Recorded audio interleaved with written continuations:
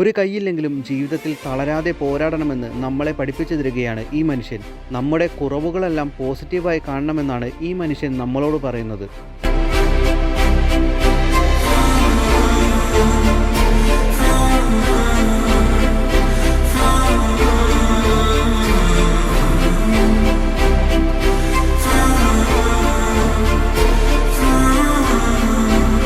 തനിക്ക് താങ്ങാകേണ്ട വലതു കൈ നഷ്ടപ്പെട്ടെങ്കിലും ബാർബറായി ജോലി ചെയ്യുകയാണ് ഈ മനുഷ്യൻ.